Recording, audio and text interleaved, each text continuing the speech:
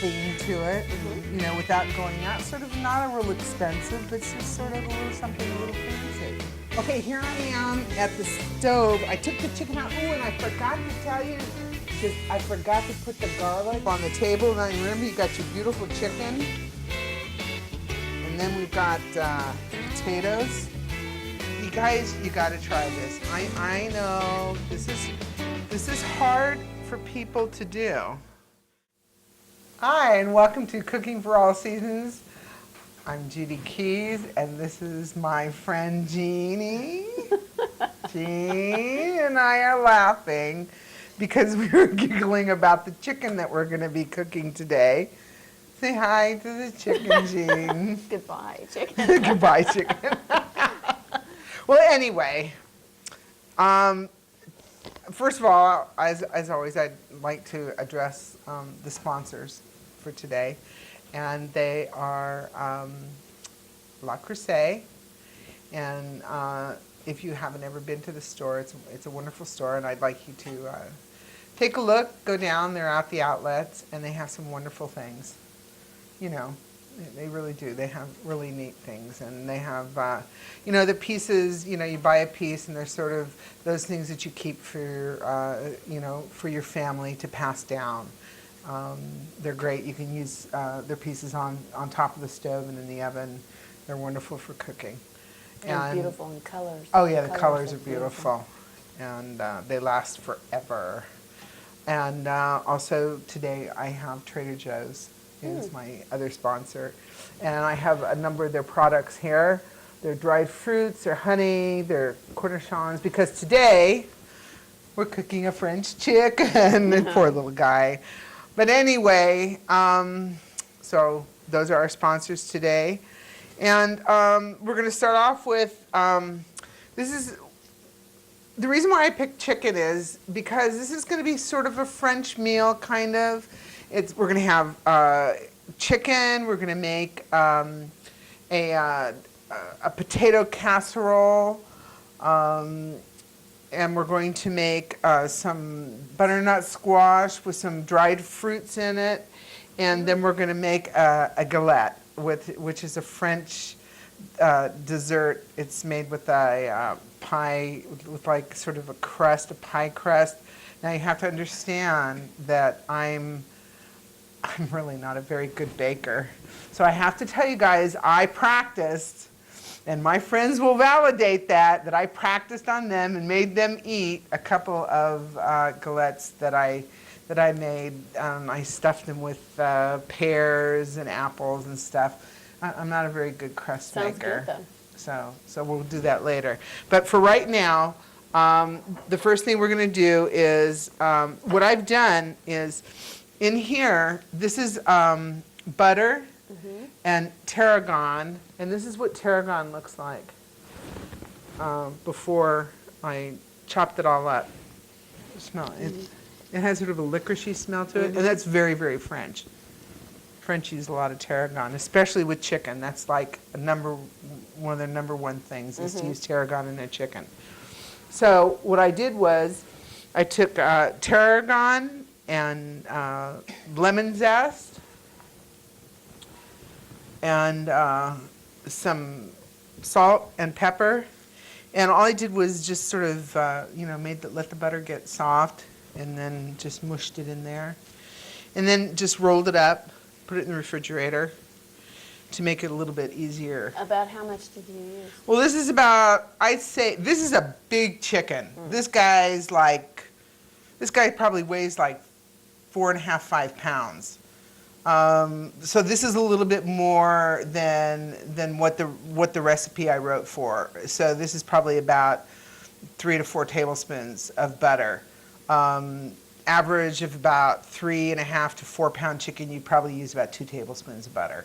Okay. So this is a little bit more. But hey, you know, a big chicken. The idea was to, you know, show people to do sort of a fancy meal on sort of a low budget. You know, I know that sometimes you can get chickens 69 cents a pound. Yeah. You know, good chickens, 69 cents a pound. You get a couple of chickens. You can make a really nice dinner, you know, have your friends over. And, you know, I know that things are expensive now, so, you know, once in a while. And chicken's good. I mean, you can do a lot of things with it. So that's the first thing we're going to do. And what we're going to do is, I know, you guys, you got to try this. I know this is hard for people to do, but don't think of this. Just got to kind of get underneath. What we're going to do is you're going to get underneath his skin. It's not too easy to tear, right? No, I you just didn't got to think so. kind of use your thumbs. Yeah. Use your thumbs, and what you're going to do is sort of just creep around in here. And there's some connective, you know, just real light connective membranes underneath here. If you poke through it, you poke through it. I mean, it's not the end of the world. So you see, can you see? If the camera can see that. So you just got to kind of pull on it a little bit. The idea is then you just kind of work your way over to here, because what we're going to do is we're going to take the butter mixture and we're going to put it under the skin. Now, that way it gets to the meat. Yeah, instead of it really does penetrate the outside. Yeah, because, you know, really honestly, seasonings that you put on top of chicken really don't go through to the meat. They really don't go through. Oh, you're going down the leg too. So then you're going to go down through the leg and say, hi, you know. I know some people aren't going to like doing this, but try it. Don't, you know, just kind of, it's cold. The chicken's cold, so it's not, you know, just kind of move your hands around. Give it a nice massage. Yeah, just kind of, you know. And a little therapy there. Yeah, just think of, you know, Wish think it of were you just you. trying to be nice. Wish it were you. I don't know. I'd like to be stuck with butter. No, not that part. But it really does, you know, people do this. This is really a common thing for, okay, there's going to be a lot of connective right along his bone right here. This is probably where you're going to get most of it. So take your time a little bit. If you need to, you can kind of use your finger. You have to be careful because this, when you're going down this way, it will tear. So, Okay. so just kind of be careful. You just have to kind of keep pulling a little bit. But it's real common for putting butter mixtures under at Thanksgiving. Yes. That's very common.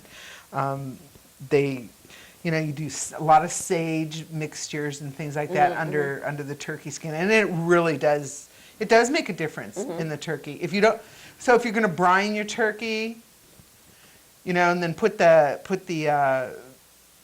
butter and the mixture underneath, you're talking a really moist turkey. I guess you could brine the chicken too. But I don't think at this point you're going to need to do that because there's salt and stuff in this mixture. And when you're brining, you're actually putting salt into it. So I wouldn't think that would be necessary. But I mean, if you could, I don't know. It might get a little, the chicken itself might get a little strong tasting. So I probably would just do this.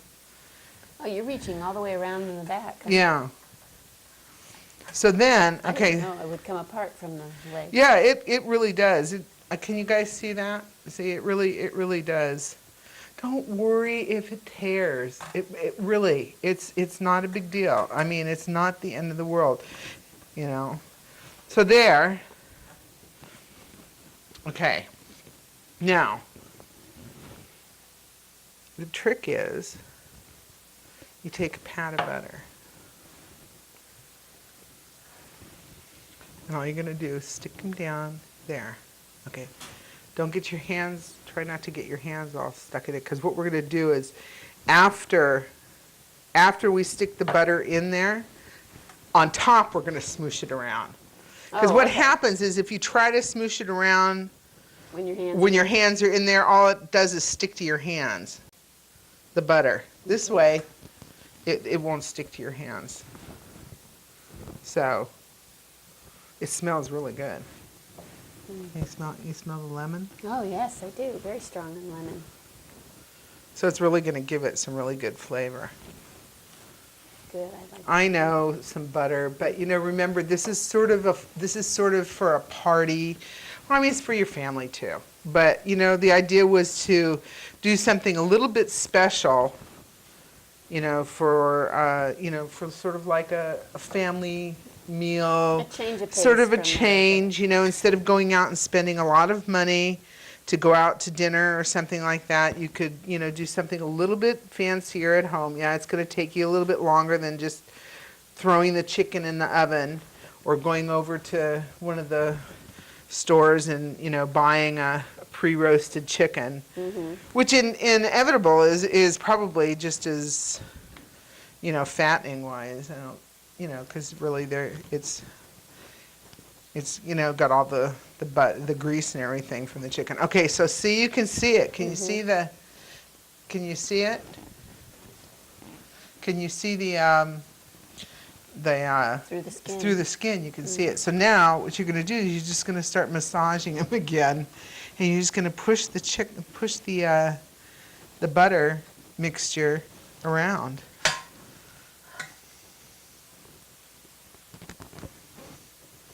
And then after this, after you get them all kind of, don't worry about getting it absolutely perfect.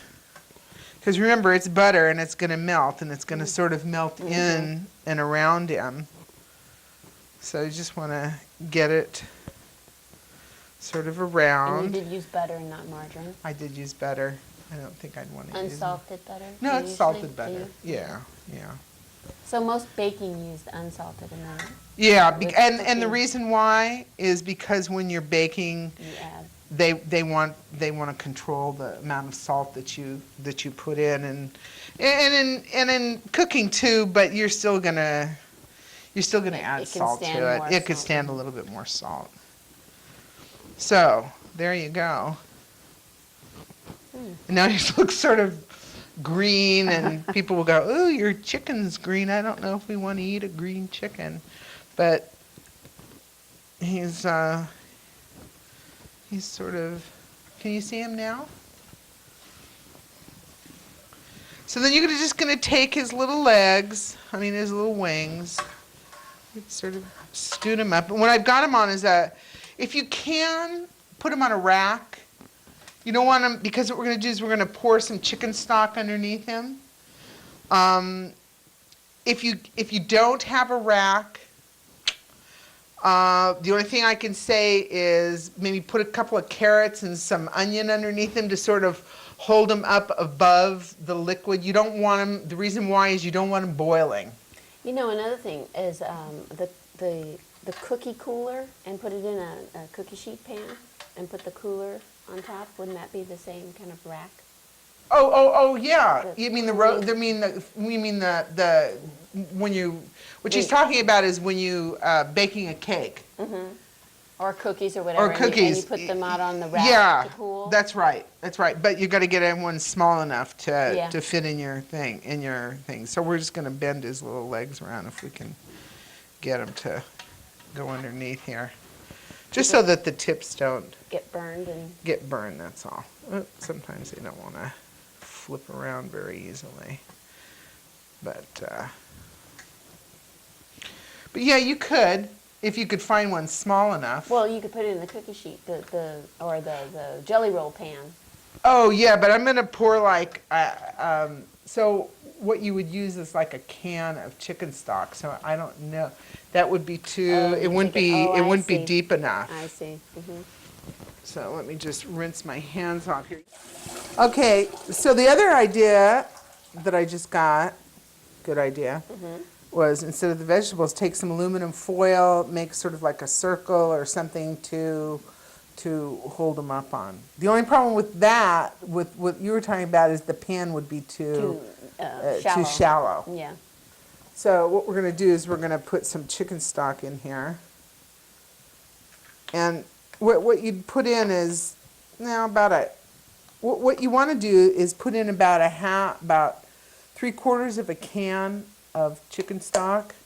Right now I have this, so we're going to put in about this much. Okay, so what you want to do is leave enough chicken stock out, is because we're going to add, when the chicken's all cooked and everything, what we're going to add is we're going to add some cornstarch so we can make some gravy. Oh, so okay. you have to add cornstarch to cold liquid. you can't add cornstarch to hot liquid, otherwise you end up with little cornstarch nibbles in your Yes. in your gravy. Been there, done that. Yeah, it's kind of weird. As opposed to flour that you add and cook in butter, and then it has to be hot. So there's a difference. So we're just going to pour some of this in here.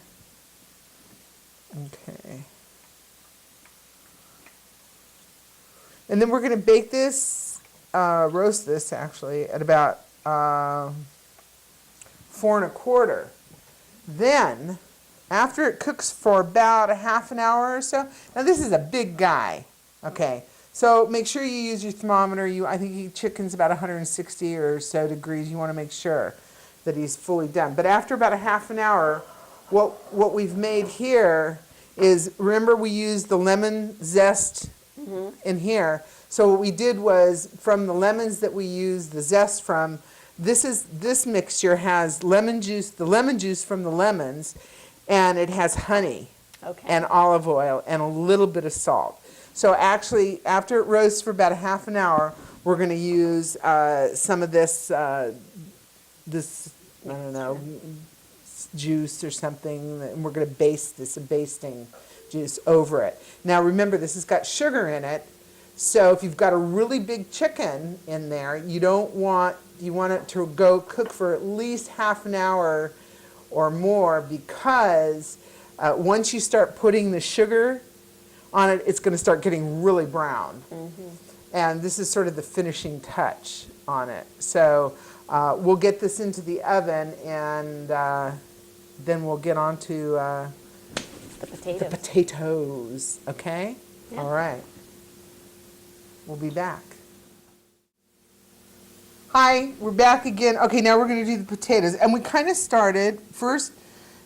Okay, this is cast iron. Okay, it's by Le Creuset. This is wonderful for making anything in that you're going to, because you can put this on the stove or you can put this in the oven. And today we're going to make the potatoes in here. And what we've done is Jeannie's buttered it. And then we've taken a layer of red potatoes. Now, red potatoes are wax potatoes, and the difference between the waxy potatoes, the red potatoes, and your russet potatoes, they're starchy. Okay. These are starchier? No, these are waxier. Waxier. Okay. Okay. They hold their shape better. You want to use waxier potatoes in soups and stews. My friend makes these amazing stew, and she uses these little red potatoes in it. And what's good about it is that they hold their shape, and that's the whole point. There's nothing wrong with using the white russet potatoes, but they're going to break apart. And when they break apart, what they're going to do is they're going to thicken. Okay. Right. So that's kind of the difference as far as. Taste-wise, obviously they taste different. Waxier potatoes, red wax potatoes are reds. Yukon Golds are a little waxier. So those they don't usually make the best mashed potatoes a lot of times because they're waxier, but they're good. So what we've done to compensate for it is. I'll show you guys as we go into the next layer. This is a mandolin. This is not for children to use. It's not even for a teenager to use unless they know what they're doing. It can be very dangerous. This has a guard on it. The blade is right here. So what you do is you cut the potato in this case, and this is the handle. Now I know a lot of times when you see things on Food Channel, on Food TV, you can see them. They don't use a guard. That's up to you if you're using a mandolin. I would never use a mandolin without a guard. My fingers mean too much to me. That's kind of up to you. But as you can see, it really does slice very, Nice and evenly. Yeah, I mean, you can't. Same thickness. Yeah, you just couldn't do all these potatoes, you know, in that short a time with, you know, without. Well, you could use a Cuisinart or something, or any kind of food processor. You could, and if you don't have one, it's not a big deal. The only, honestly, this was a gift from somebody, a friend of mine, who bought it because he wanted to play with it, and then after he played with it, he goes, "Oh, I don't want to take the chance." He was also afraid that he was going to cut his little fingers off, so he said, "That's it. I don't want to play with it anymore." So that was the end of that for him. So that's why I have it. So I do use it once in a while. Okay, so this is this beautiful pile of beautiful potatoes. Did you get it in there? Yes, I did. Splashed the window. Oh, that's okay. Okay, so let's put it. We're going to put another layer, but I want to tell you what we're going to pour over this. What I have in here, this is whipping cream, heavy whipping cream, and what I've done is I've taken garlic, and just infused garlic into it. Did you chop it up? I just, you know, any way you get it into, I squished it in here. Oh, okay. Okay. Now, I will be honest with you about the fact that some people actually will take and drain the garlic. We're going to eventually pour this into here, and that's what the potatoes are going to cook in. Some people will, as they pour this in here, they'll strain it. Oh. But we live in Gilroy. We don't strain garlic. It's so good cooked. Yeah. That's what we don't do, okay? We don't. That's what we don't do, We don't. okay?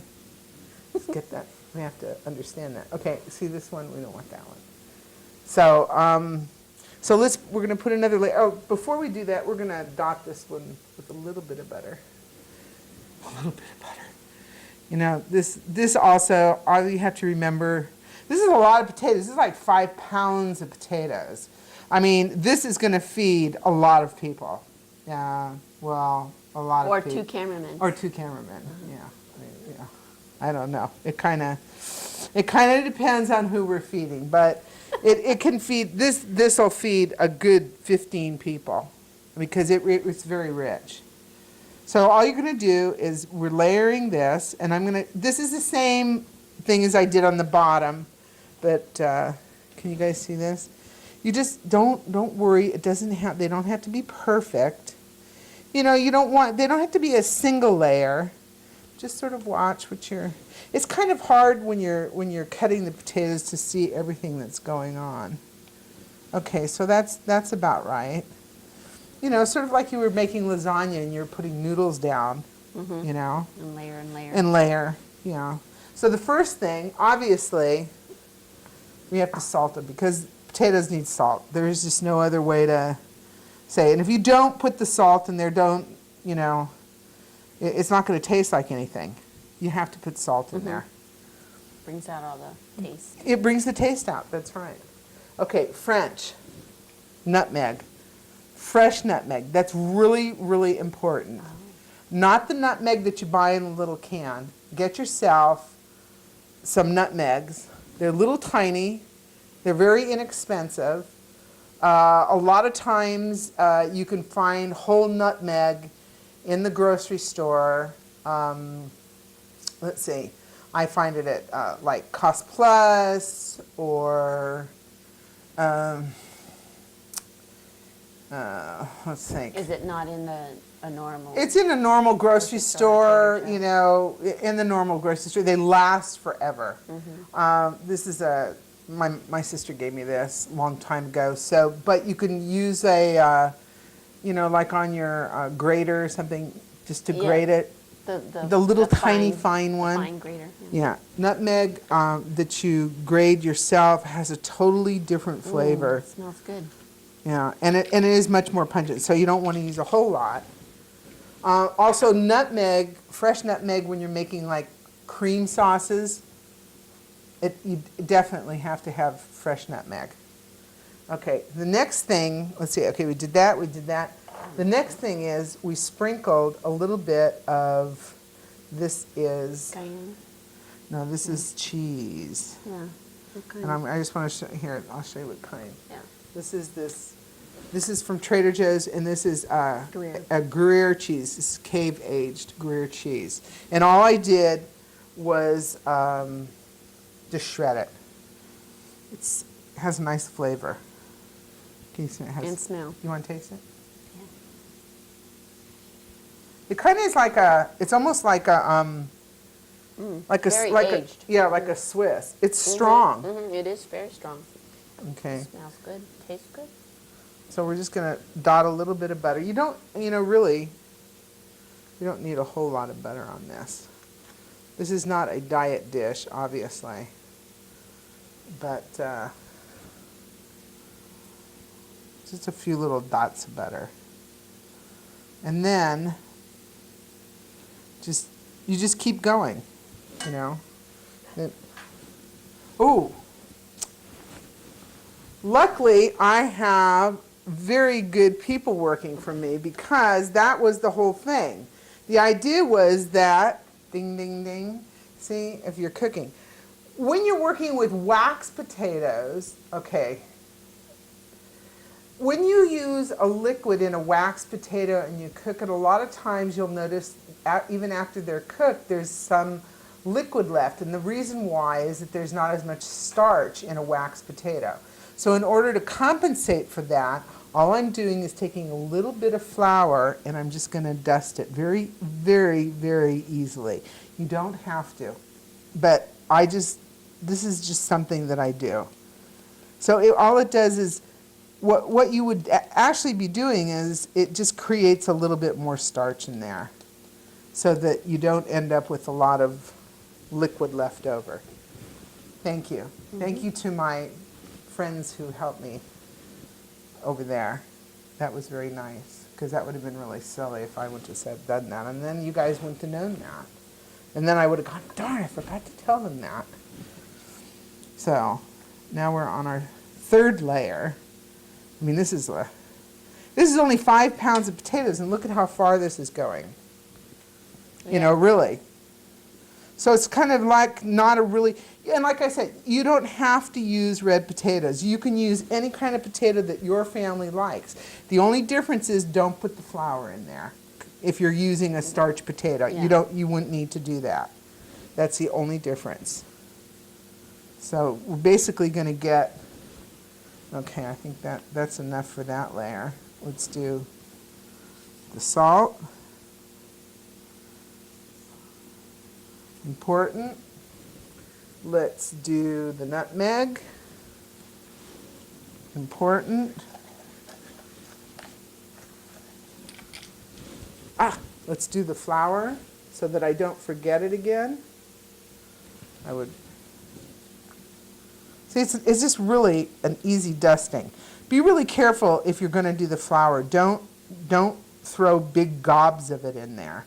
It'll just be lumpy. It'll be lumpy. Yeah, you'll end up with, lumps. And then Flour bite. you're going to flour bite. And then some cheese. I'm kind of I know you think that I'm being kind of stingy with the cheese. If you like more cheese, put more cheese. Whatever your family likes.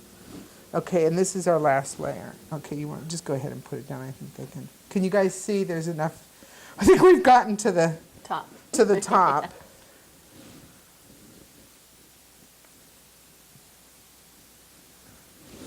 Oh, I didn't put any more butter, but that's okay. I think this has got enough butter in it.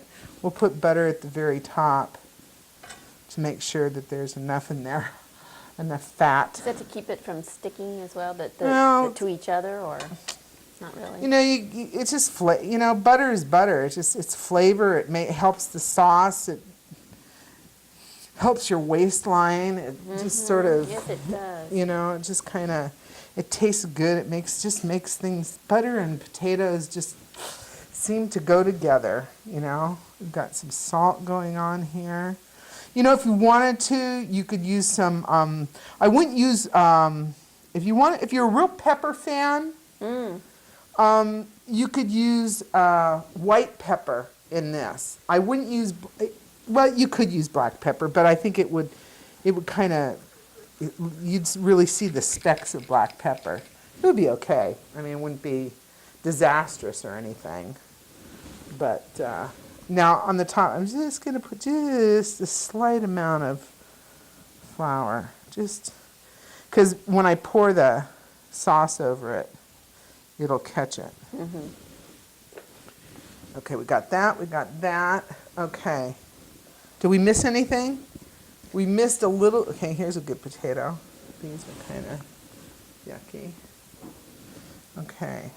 So I think we've got everything. The last thing I want to do is I want to pour. Okay, now I'm going to pour the sauce over it, which is really the cream and the garlic, and we're not going to strain the garlic out of it. Okay. You can put the garlic into the cream an hour before. It's not, 2 hours before, whatever. So all you're going to do is pour this over. Come on. Cream, butter, I can really smell that. The nutmeg The is what nutmeg. you're smelling, yeah.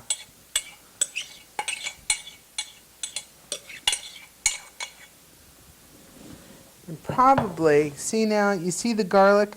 What we want to do is kind of hide the garlic down because we don't want the garlic sitting up on top. So kind of move it to the, just kind of move it around a little bit inside here. Because if you don't, the garlic will burn. You don't want that to happen. Since since we've decided to leave it in there. And then, this is where your fingers just have to kind of get into it a little bit. You have to push it down. You want to push it down to sort of get the cream to come up and sort of get things mixed up in there. And then we're going to put the cheese on top and then dot it with butter, and then we're going to put it in the oven. So what do you think? But yeah, you can smell definitely the nutmeg really comes out. And the garlic now. And now you can smell it. Can you smell the garlic now? Yeah. Uh-huh. Okay. So what did we miss? Did we miss anything? The cheese. The Just cheese. That's it. And then we're going to put a little bit of butter. So maybe we save most of the cheese to go up to the top. Now you're going to cook it. We're going to cook this. We're going to bake this. And because this is so thick, we're going to actually put a top on it for a while because we want the potatoes to really cook. If you were only making this and you had a much smaller amount and the potatoes weren't as thick, you wouldn't have to put a top on it because you wouldn't be worried about the potatoes not getting done. So, and then probably at the last few minutes, maybe the last 15 minutes, you take the top off so that the cheese would brown. Yeah. I want the top part. Okay. I know just skim the. Yeah, that's my part. I figured.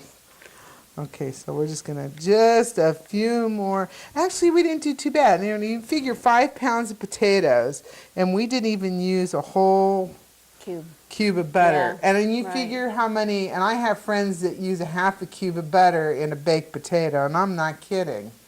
I mean, so really, this isn't that bad. Of course, I forgot to, not to mention that we used 4 cups of heavy cream. And if we whipped that, that's how you make butter. If we would have whipped the cream, we could have made butter. So, but that's okay. That's okay. Remember, this dinner is for fun. And, the fact is that when you go out for dinner, you eat a lot more fats than you realize. Right. So this isn't that bad.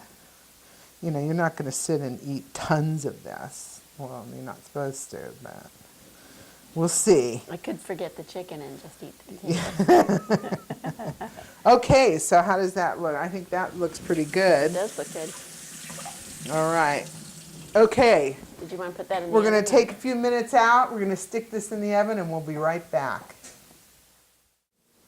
Okay, here I am at the stove. I took the chicken out. Oh, and I forgot to tell you I forgot to put the garlic and the lemon, so I stuffed the garlic, the half of the garlic bulb into the cavity, and I stuffed some lemon into the cavity of the chicken, and now I'm going to baste it.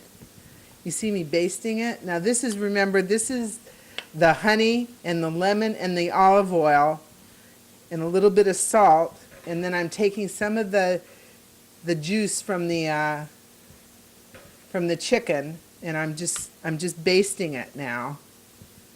It looks good. What do you think? Yes, it does. Okay, so now, okay. Ooh! Okay. Then in a little while, I'll pull them back out again, and then I'll finish basting them with the rest of the sauce. Okay. Now I'm going to stick them back in, and we're going to move on, and we're going to make some butternut squash. Okay. All right. Okay? All right. Okay, Jeannie. We're ready over here. So let's move this over here. You got me? Okay. Now. Okay. Now, this is butternut squash. Okay? And all I did was cut this up and dice it into, see, they're pretty large pieces. And all I did was put this in some water and a little bit of salt and boiled it till it's just touching, okay? It's not overly cooked, you can tell it's not squishy, but it's cooked, okay? And then in here, I have an onion that I've cooked in some butter. So I'm going to turn the heat on, and I've got my cherries and dried cranberries and some raisins, and we're going to take a couple handfuls of these. And you want to get the garlic, and we're going to put some garlic in there. Did you want me to cut the orange? Yeah, and so we're going to put a little orange zest and some orange juice in there for some flavor. I mean, this is just really good. I really enjoy this. I think my friends really enjoy eating this. It's a little bit different of a flavor. It's really, the colors are really good. If you don't like these dried fruits, pick out some dried fruits that you like. Anything really goes. Dried apricots, anything that you like. Yeah, that's good. And we're going to put some orange zest in there. And yeah. So, do you like butternut squash? Mm-hmm. Yeah, I do. And I've introduced it to a couple of my friends that had really never eaten it before, and they really enjoy it. You can do a lot of things with butternut squash. It makes really good soups. So all I'm going to do, and all that's in here is some butter. And these are these great big, I don't know if you guys have seen these. These are jumbo raisins. I have not seen those. These things are huge. But these are great. You've got kids or something like that, or for baking or anything. So there's 3 or 4 different kinds all the raisins. different colors. Yeah, but they're jumbo. They're great. My friend puts these out at like after you've eaten dinner or something, you still want something sweet. It's really good to have like with, little nuts or something like that. So you get that sweet flavor. And these again came from Trader Joe's. Yeah, Trader Joe's. Yeah. So you can see the color. You can see these beautiful colors. Uh-oh. We have a visitor. That was my cat, if you can hear her. So if you just want to zest some of that orange into here, I'm going to turn this down. Yeah, you get a little bit of the orange flavor in there. It tastes really good. And then we're gonna put some garlic in it. And I know that sounds, but you get that savory flavor into there. It tastes really good. So let's see. That looks. Yeah, that looks about good.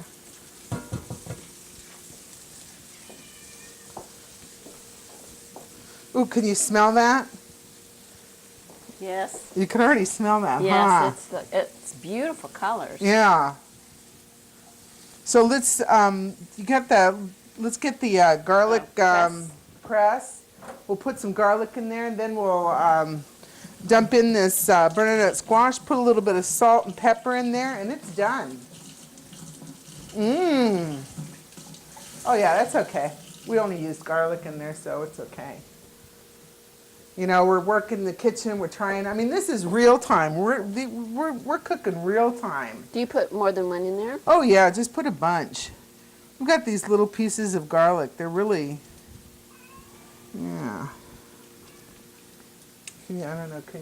My animal is in the background, waiting for her dinner. Everybody's waiting for dinner now. You know, you got to be careful when you're putting garlic in something. You want to slice that orange up. I'm going to dump the squash in here. Or you want slices of orange? No, we're just going to put some of the juice in. Oh. Oh. Then you're just going to toss this. Look at the colors. Tell me that wouldn't be beautiful on the table. Now remember, you got your beautiful chicken. And then we've got the potatoes. And this is just going to add some more flavor. And then some salt. And then this is done. Great. Those oranges came from my parents' tree. You know, they have beautiful oranges this year. Okay. Everybody wants dinner. Okay, how's that? Now remember, all you want to do is heat this through because your squash is really basically cooked already. So. Now would you put a lid on it just to keep it? Yeah, you could just put a lid on it, you know. And if it gets if the squash gets squashier, it's not a big deal. It's just, you know, I mean, if you have kids or something, then they like that cooked a little bit stronger, and we're just going to put a little black pepper on here. Oh, that one's done. Ooh, I have some beautiful ones. Look at these. Okay. It's done.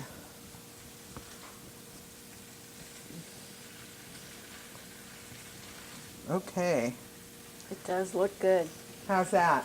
And that's fast. I mean, you can't do anything too much faster than that. So we're done with that. We're going to turn this way down. And let's see. I know we've got a lid around here somewhere. But anyway, we'll be right back. We'll put a lid on this, and we'll be right back with dessert. Okay, now we came to the real challenge for me. I'm just not a baker, you know, and so for me, this was the ultimate challenge, and I have to tell you honestly, I really have been practicing. See this? This is the dough, okay? What's the pastry dough? And I wanted to tell you how to make it. Remember, you need to go on my website, www.cookingforallseasons.com, and all the recipes for this show are all on there, okay? All the recipes, everything, how to make everything. If you don't have a Cuisinart, if you don't have the mandolin, don't worry about it, use your knife. If you don't have a Cuisinart to make the dough for this, don't worry about it. You can use a pastry dough, or my sister, who really is a pastry chef, she uses 2 knives.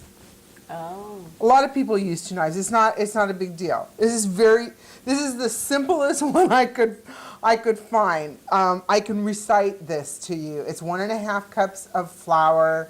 Then you put in a teaspoon of salt and 3 tablespoons of sugar, and then you put in 10 tablespoons of butter, and then you zip it till it makes little peas, okay? And then you put in an egg yolk, And then you put in in my kitchen, I ended up using about 4 tablespoons of cold water in order to get the dough to stick it together, okay? And then you kind of knead it a little bit, then you make this like dough thing, this round disc. Hockey puck. Hockey puck dough. What's cool about this hockey puck dough is I made a couple of these, and I've already baked off one that I put apples in it, just in case I messed this one up today.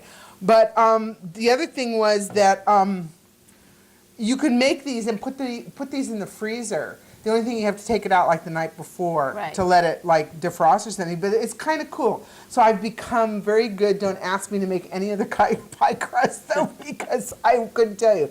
But what's neat about this pie crust, as I was talking to my sister about it, is that you could eliminate putting the sugar in it, and you could make this like a savory pie crust. I mean, you could actually make this a real pie crust. You don't have to make a galette, which is this free-form pie crust, of which I'm going to attempt to make again for you guys. This time we're going to put pears in it, and the reason why is because I haven't quite mastered the fluting on the fancy the fancy pie thing. And since this is supposed to be a French sort of Frenchy dinner, I could call it a galette, and it could be sort of this rough.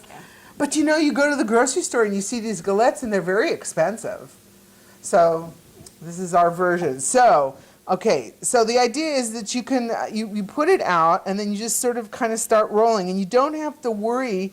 You put flour out, and then you just keep turning it, and you don't have to worry so much about it being absolutely perfect. Which as a round. At this cylinder, round thing about having the edges being perfect or whatever. So you just want to get this to the point where it's round. That was my ultimate goal, was to get something that was as round as I could make it without, totally messing it up. And the idea was, in some pie crusts, they want you to make it, so thin, and, this one I didn't have to worry Those about. are harder, yeah. It could be, in fact, it's supposed to be like about 1/4 of an inch thick, and you just kind of keep turning it around. And you can tell, see, it's getting this sort of look. Well, you want it to look like that. That was my point, that I didn't have to worry about, that it didn't have to be, absolutely perfect. So the idea was is you just keep turning it, because then we're going to just fill it with this fruit. Now, today we're going to use, these are some, what you read the thing, it was red. What kind of pears? Diageo, red Diageo. Red Diageo pears. The other day I used some Granny Smith apples. I did make a boo-boo one day. The first one I made was I had some pears that I had actually cooked. Oh, and you don't really want to do that. You don't want to use cooked anything in this, and you certainly don't want to use any kind of citrus. It's too watery for in here. But the idea is that you could use fresh peaches, you could use fresh plums, which is very French, any of the fresh but just fruits. No parboiling or anything. No, that's what's so cool about this. Yeah. You don't have to use, So look at it. See, isn't that neat? Mm-hmm. It's really kind of. So I was so proud of myself. Da-da-da. Kind of a 3-leaf clover look. Isn't that cute? I actually did it. Okay, my other mistake was the second or third time I made it was I started putting the filling in here, on here. Second, third mistake. Don't do that. Then what, right? How do you pick it up? Then it's like, then how do you get it onto the pan? Okay, that was like so bizarre. You don't want to do that. So what you do is you just roll it. Did I make it big enough? You have to kind of think about how much fruit you're going to put in it. Okay. So then you just kind of roll it. See how thick it is? I mean, it's really pretty thick. Because you're going to bake this at the bottom level at 350 in your oven, at the bottom in your oven, which was kind of interesting to me. So you don't want the pie crust real thin. So you just kind of roll it. I'm so proud. I mean, I practiced this for you guys. And then here's my pan, and all I did, you don't have to, but I I'm gonna just move. I used some parchment paper. A couple of times I didn't use parchment paper, and that was okay. It was fine. Okay, so see? Because once it gets on here, you can't really move it around very much. Okay, so here's our pears. Now, I didn't put any sugar in these yet, because once you start sugaring your fruit, you're going to start extracting some juice out of them. So I waited. You don't need a lot of sugar, you know. These we tasted. These weren't the. They didn't have a lot of. Oops. They weren't real sweet, but I don't think that this. I don't think the whole idea is. Now remember, this is Right. made with butter and sugar. So I think the whole idea of this whole thing is that it's not supposed to be this really overly sweet dessert. I mean, I don't think so. And my husband, for him, it's all about the crust. So for him, he could care less what's inside of it as long as the crust is good, and he loves this crust. So I don't think I put more than about 3 tablespoons or so. And then you just pile this fruit in here, which is so cool. I mean, you don't have to, I mean, you could get fancy and, you know, if you were using plums or something, you could like that would decorate be it all pretty around cool. and everything like that. Or even a mix, maybe. Oh yeah, you could use it definitely. Definitely. So you just put these in here. And this was about 4. Pears. This is about 4 pears. And you want to cut the fruit kind of thin, because remember, it's not pre-cooked. Okay. And then the coolest thing is, now I didn't forget anything. Okay, the only thing like I forgot to do, and I just remembered, is we need an egg. Oh. Because you got to do an egg wash over it. So all I'm going to do is you just kind of fold this around over here like this. And just make this like kind of rustic looking pie. Isn't that neat? And leaving the center open. And you leave the center open. Yeah. I mean, sometimes people sprinkle nuts, you know. It does get, you have to kind of be careful, because I noticed because it's got butter in it, it gets kind of, ooh. I'm so excited. I don't know where your little. Oh, we need a little bowl. Okay, up in there, and then actually I have, to make it really kind of pretty, I have a few fresh frozen blackberries. I'm just going to sort of dot. You don't want the white. I mean Yeah. the yolk. Yeah, you do. Oh, you do. You want. Yeah, everything. you want the whole thing. It's Oh. kind of an interesting thing. So you're just going to, yeah. And then we're just going to, I got a thing here. So what do you think? Looks pretty. I'm so impressed with myself. I can't believe I practice this for you guys to show you that even though you cook, you can bake too. And what's nice about this is that it doesn't have to be perfect. And then you just do your egg wash all around it, you know. And the other thing was that after we do this, we're gonna put some sugar. So if you're really into this, go to like some of the cooking stores, and they have that like Crystallized sugar. the crystallized sugar. I love Yeah. that, yeah. Oh yeah. And you know, if you're doing it for somebody's party or something, sure, you could put some color on it or something like that. I know they make them, the crystallized sugars. They have them in pink and, you know, all the different colors. So that's kind of cool, you know, which would be pretty because you got this berries going on. That would be pretty, but okay. So then we've egg washed him. Okay. Do we have enough berry? We need another berry. Over here. And then, well, let me get a spoon here because my hands are kind of sticky. And then we're just going to put this back in the refrigerator before we put it in the oven, because it's got to get cold again. Oh. Yeah. The only thing is that because you're dealing with a butter crust, it'll bake better if it's real cold when it goes into the oven. And stiffer? Yeah, Because it kind of cold? puffs up a little bit. Oh, So if you put it back in the refrigerator, it'll then. So there you go. I did it. I did it for you guys. Remember that. I did this for you guys. I wanted to show you that I could bake. she graduated.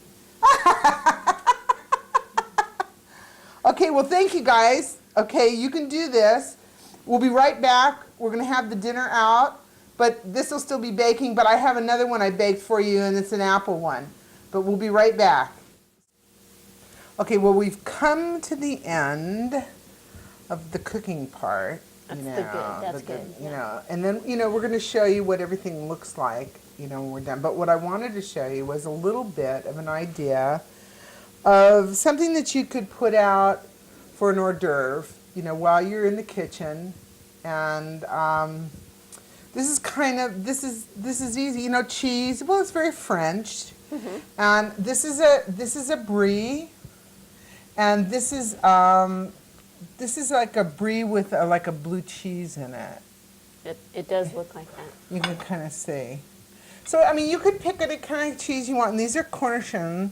These are little French pickles. Have you ever had one? No. Go ahead, try one. Here. That's kind of dangerous. Why, do you like pickles? So They're not sweet. You like sweet pickles? Oh, I'm trying to get a pickle. Yeah, this is challenging, huh? Ta-da-da! So I got you a little one.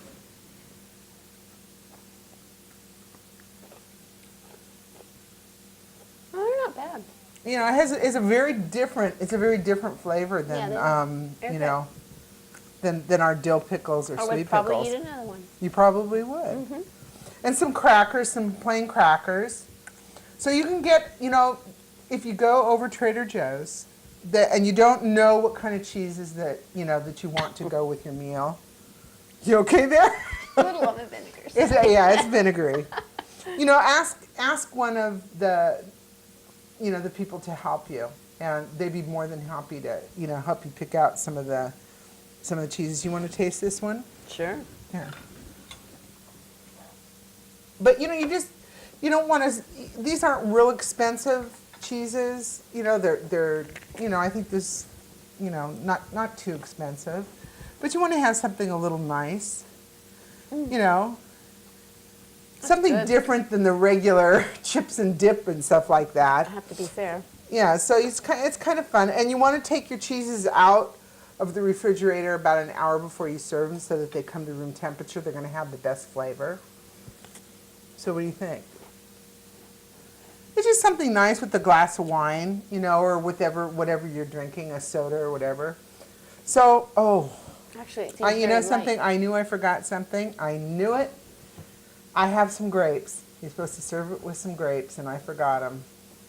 Anyway, so put some fresh grapes out, or some little fresh grapes are about the best. And of course, I knew in my mind I had something else, and grapes was it. Can you believe that?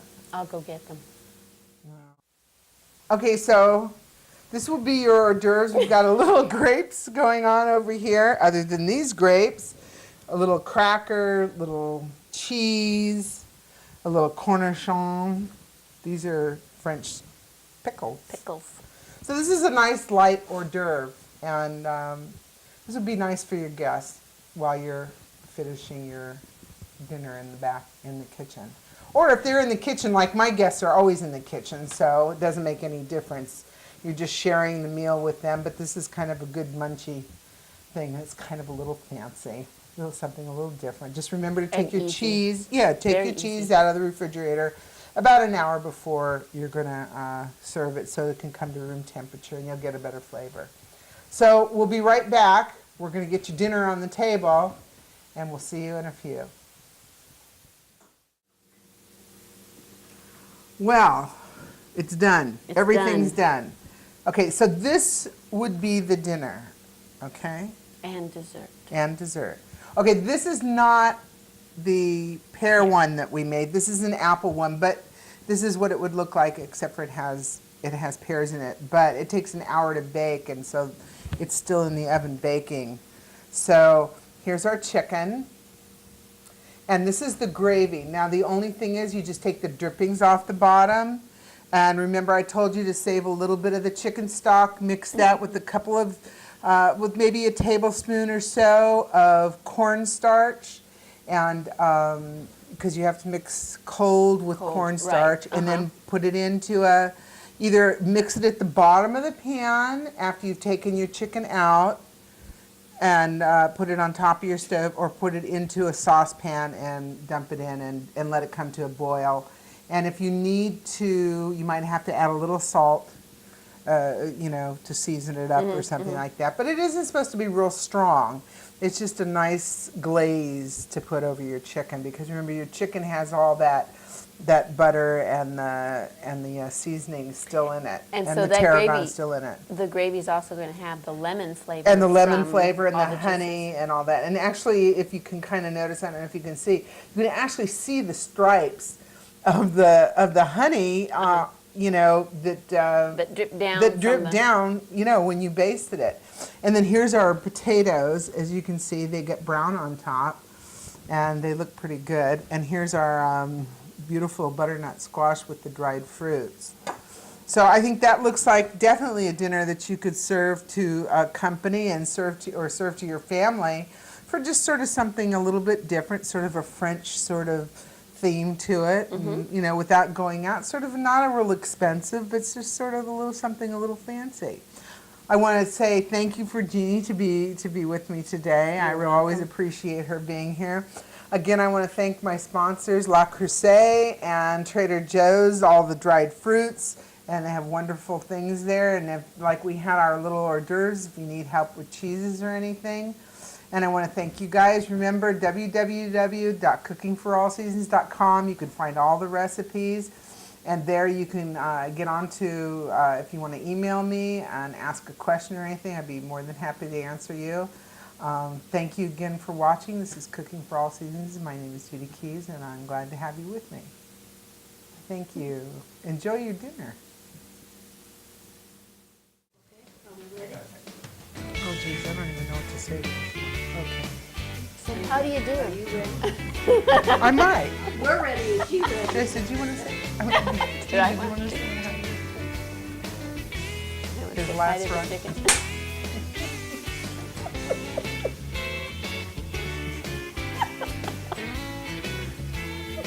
Sorry. Your wife is making me laugh. Ooh. Are you all right? A runaway pear. I wanted to show you that I could bake.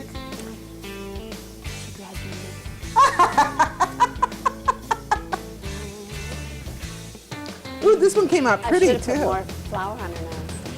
It did show. Looks good enough to eat. Was that okay? Yeah. Was that fast enough? Did I say everything? Said everything. You say everything? Did I catch up with everything? Did I mention everything? Okay, now let's check it. Oh, see? You got that on tape.